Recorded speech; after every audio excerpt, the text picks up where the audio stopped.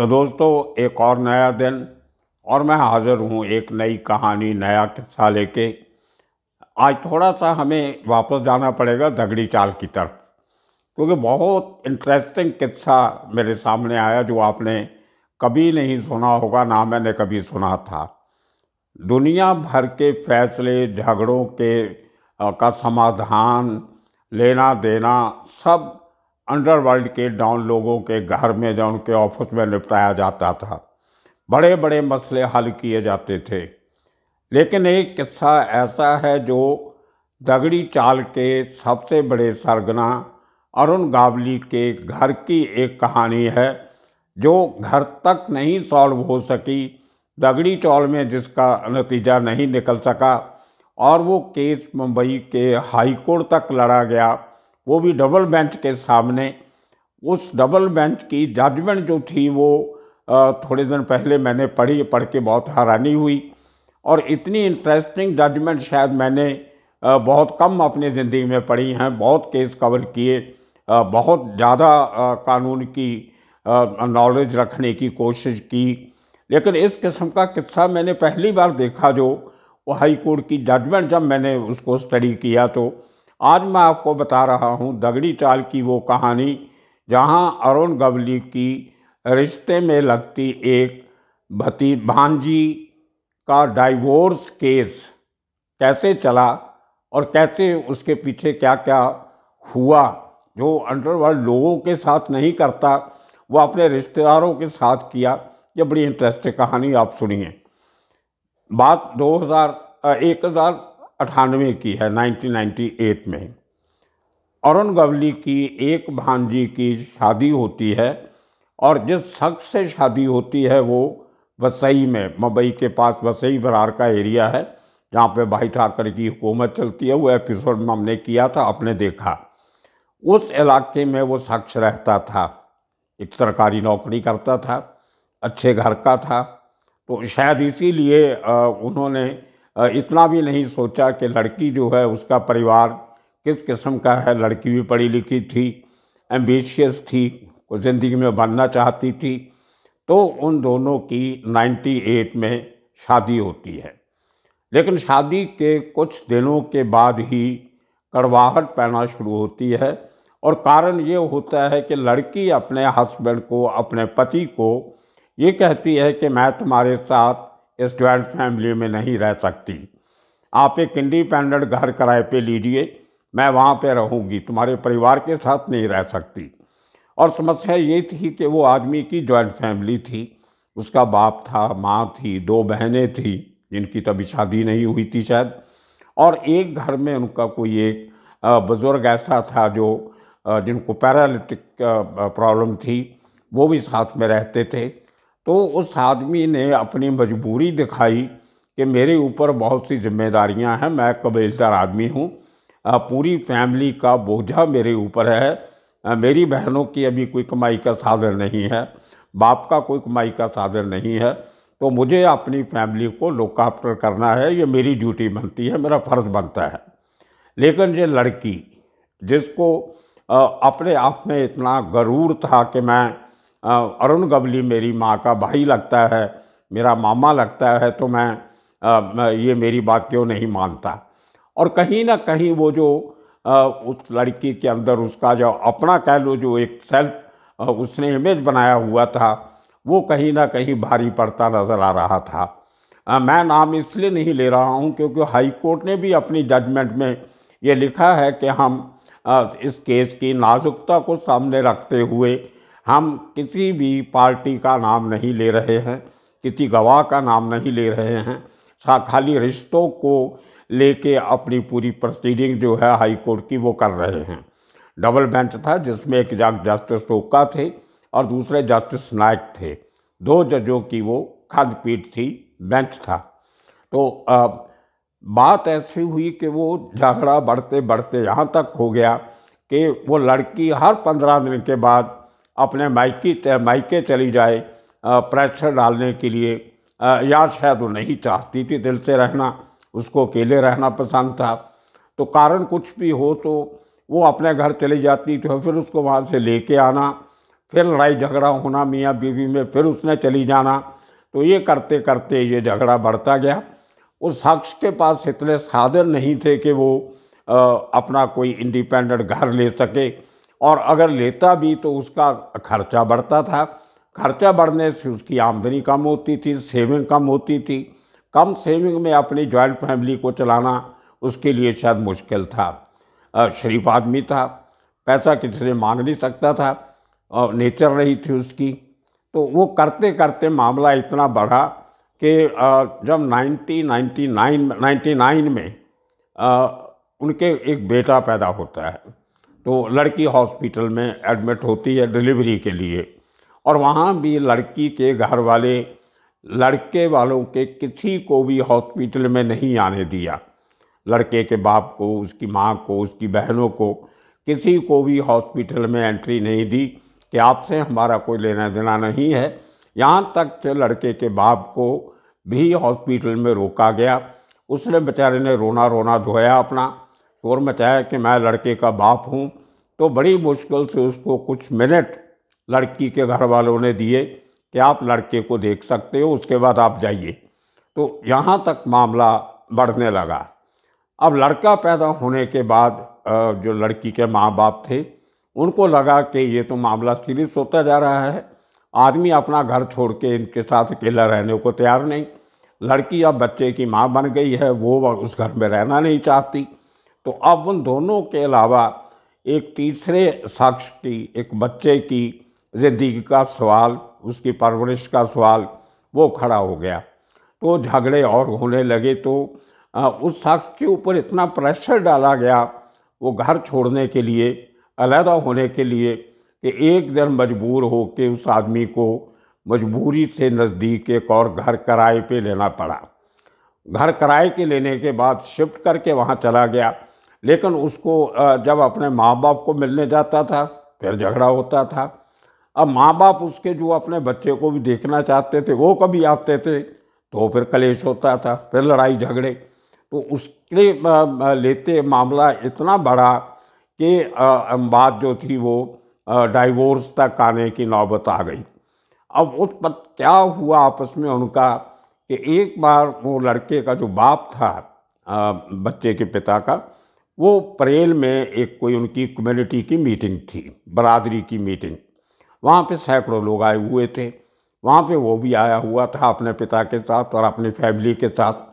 तो वहाँ से कुछ लोग, 10-12 लोग खतरनाक किस्म के उस मीटिंग में आते हैं। लड़के के बाप को, मतलब वो लड़की के ससुरे को उठा के वहाँ से गाड़ी में डाल के दगड़ी चाल में ले जाते हैं, और उसके पीछे पीछे लड़की के माँ बाप और उसके बाकी रिश्तेदार और लड़की खुद, मतलब उस आदमी की बीवी, वो खुद दगड़ी चाल पहुँचती है उनके पीछे। और ये जजमेंट में लिखा हुआ है हाई कोर्ट की 2 जजों की बेंच की कि दगड़ी चाल में ले जाके उस शख्स को, लड़के के बाप को, एक अंधेरे रूम में ले जाया गया। वहाँ पे उसकी बहुत बुरी तरह धुलाई की गई, मारा गया, उसको टॉर्चर किया गया, और वो भी उसकी अपनी पत्नी और पत्नी के माँ बाप और उसके रिश्तेदारों के सामने। और वो जो बुलाया गया था वो डीके के नाम से बुलाया गया था। ये कहा गया था कि आपको डीके बॉस ने बुलाया है, दिलीप कुलकर्णी, डीके। उसका भी हमने एक एपिसोड थोड़े दिन पहले बनाया था। लगता है कि उन दिनों में शायद अरुण गवली जेल में था, वहाँ पे था नहीं। वो शिकायत अरुण गवली के पास की होगी लड़की ने अपने मामा को। उसने डीके की ड्यूटी लगा दी दिलीप कुलकर्णी की, तुमसे मामला सुलटाओ। और वो थर्ड आदमी था, उसको शायद रिश्तेदारियाँ संभालने का पता नहीं था इतना, उम्र भी उसकी कम थी। अब बॉस का हुक्म था कि उनको समझाओ, तो उसने अपने तरीके से समझाना शुरू कर दिया। वो तरीका वही था टॉर्चर का, 3rd डिग्री का। वो एक मैंने आपको बता चुका हूँ कोई एपिसोड में कि दगड़ी चाल में एक टॉर्चर रूम बना हुआ था जहाँ पे बहुत से लोगों को ला के मारा जाता था, और वहाँ से चीखने चलाने की आवाज़ बाहर नहीं जाती थी। वो एक सेमी साउंड प्रूफ कमरा था जहाँ पे मनोज कुलकर्णी का मर्डर हुआ, दूसरे लोगों को मारा गया, ठक्कर को वहाँ पे मारा गया। तो बहुत से कांड उस कमरे में हुए। उसी कमरे में अरुण गवली के एक नज़दीकी रिश्तेदार, जिसको हम दामाद कहते हैं, या जवाई कहते हैं, उसके बाप की पिटाई की जाती है बुरी तरह। उसको कहा जाता है कि अपने बेटे को समझाओ कि ये जैसे हमारी बेटी कहती है वैसे करे, नहीं तो उसकी जान को खतरा है। और आप इमीडिएटली ये सब छोड़ छाड़ के बस सही से चले जाइए, क्योंकि जब तक आप यहाँ रहेंगे आपका बेटा आपके साथ उसका मिलना जुलना रहेगा और हमारी बेटी सुखी नहीं रहेगी। कमाल की बात यह है कि हाई कोर्ट की जजमेंट में, ये ज़रा ध्यान से सुनने वाली बात है, हाई कोर्ट की जजमेंट में जजेस ने भी ना, ये जो जब केस चल रहा था 2000 में चला जब केस, तो कहीं भी अरुण गवली का नाम नहीं लिया, सिर्फ AG लिखा हुआ है, AG, A से अरुण, G से गवली। उसी तरह दिलीप कुलकर्णी का पूरा नाम भी नहीं लिया, सिर्फ D और K लिखा हुआ है। मुझे अभी तक समझ में नहीं आया कि आम लोगों को तो डर होता है, हाई कोर्ट के जजेस को ऐसा क्या डर था कि वो अरुण गवली का नाम लिखने में भी अपने ऑर्डर में डरते थे, या नहीं लिखना चाहते थे, या दिलीप कुलकर्णी का नाम नहीं लिखना चाहते थे। AG और DK लिखा हुआ है, दगड़ी चाल पूरा लिखा है, रिश्ता पूरा बयान किया है। जजमेंट में कहा गया है कि उस लड़की ने कोर्ट में माना कि जो अरुण गवली है AG, वो उसका मैटरनल अंकल है, मतलब माँ की तरफ से उसका मामा है। तो ये बातें सब जजमेंट में लिखी हुई हैं। ये भी लिखा है कि दगड़ी चौल में उसकी फैमिली को टॉर्चर किया गया। ये भी लिखा है कि उनको वसई छोड़ के भाग जाने की धमकी दी गई। और ये भी लिखा है कि उस लड़की के हस्बैंड को भी मारा गया, उसको भी टॉर्चर किया गया कि तुम अपने माँ बाप को छोड़ और हमारी लड़की के साथ रहे। तो इतना सब कुछ जजमेंट में लिखा हुआ है, लेकिन कहीं भी उस जजमेंट में जजेस ने ये सलाह नहीं दी पुलिस को या कानून को कि इस टॉर्चर का जो ये मुकदमा है, जो केस है, इसकी जान, इसकी जो इसकी ऊपर कार्रवाई होनी चाहिए, इसकी इंक्वायरी होनी चाहिए। ऐसा कोई भी सेंटेंस शब्द उस जजमेंट में नहीं लिखा है। उसका कारण ये हो सकता है कि ये केस था वो थोड़ा दूसरे इशू पे गया था। मैं वहीं पे आता हूँ वापस। तो इतनी मारामारी के बाद वो जो औरत होती है, वो जो हमारा आदमी होता है, वो अपनी वाइफ से डाइवोर्स लेने का एक केस दाखिल करता है फैमिली कोर्ट में।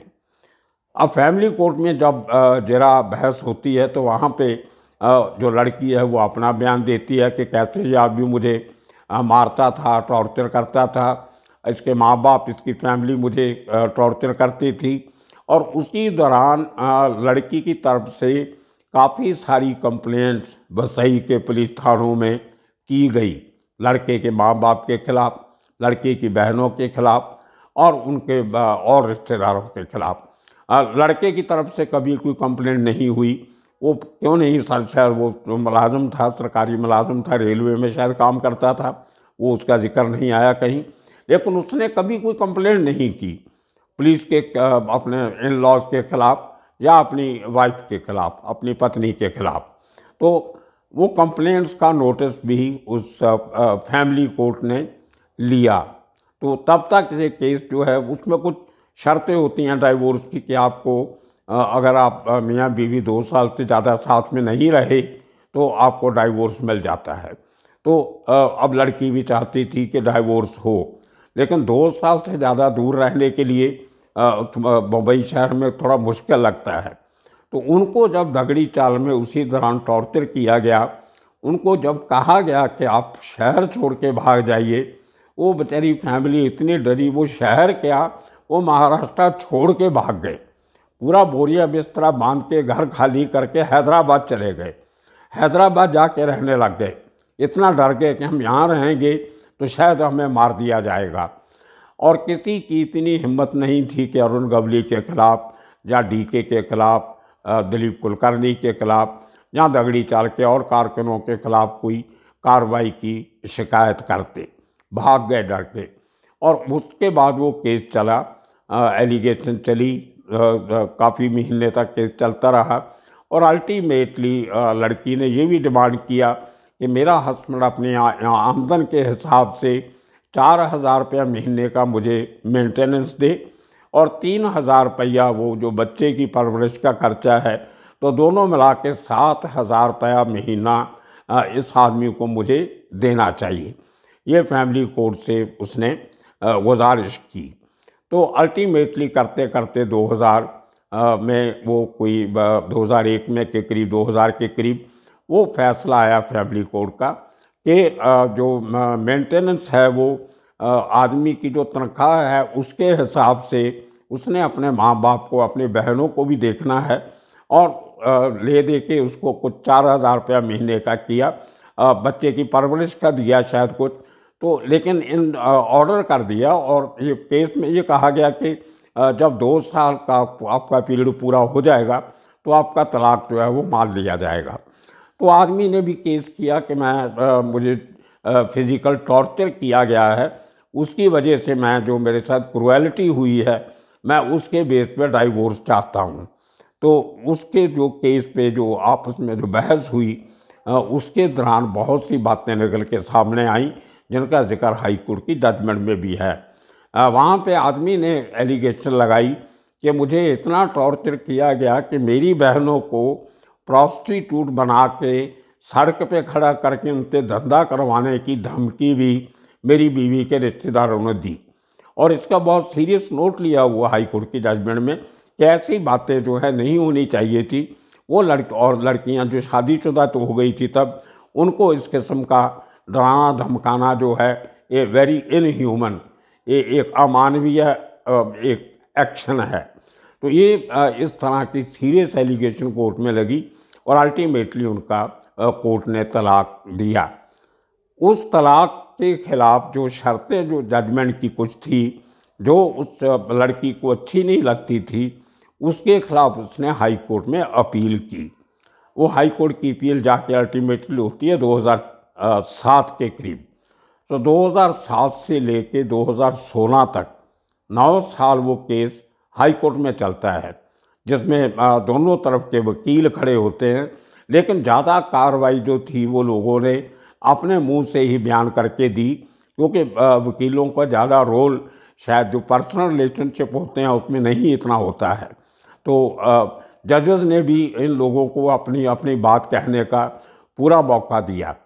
तो उस लड़के ने, जो अरुण गवली की बहन का जवाई लगता था रिश्ते में, उसने जो अपना बयान हाई कोर्ट में दिया, उसमें जब उसने दोबारा वो सब बातें बताई कि दगड़ी चाल में उसको बुला के उसके साथ क्या क्या नहीं हुआ, उसमें जजेस को बहुत विचलित किया।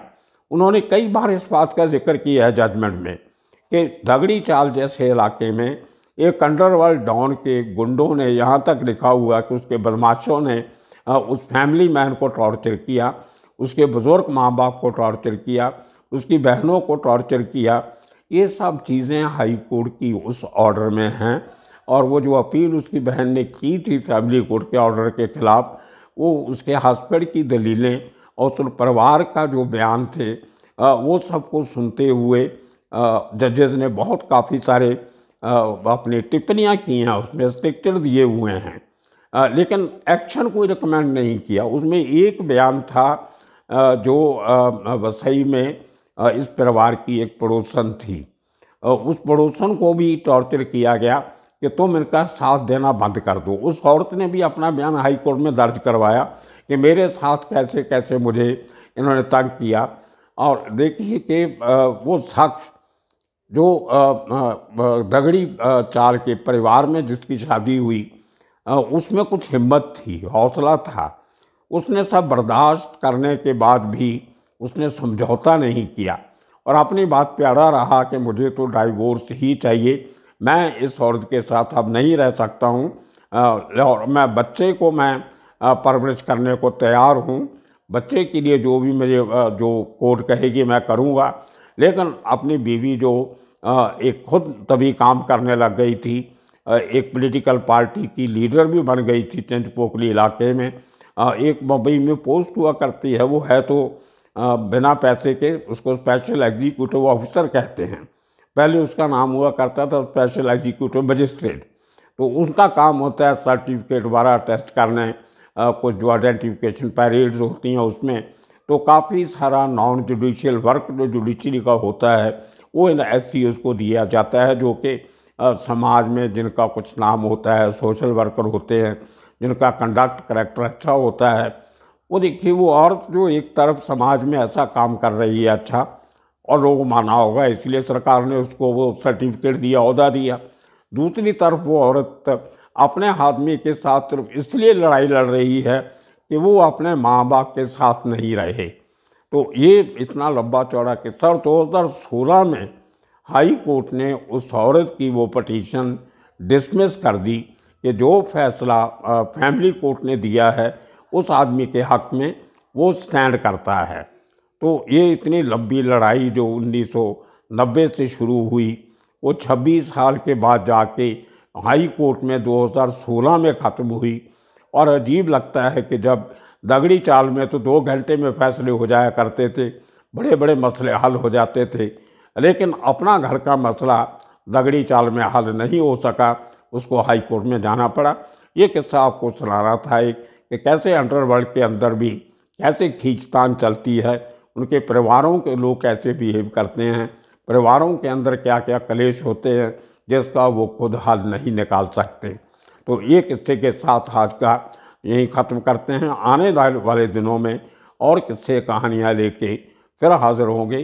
तब तक देखते रहिए Baljeet Parmar for you channel. आप सबका धन्यवाद, शुक्रिया।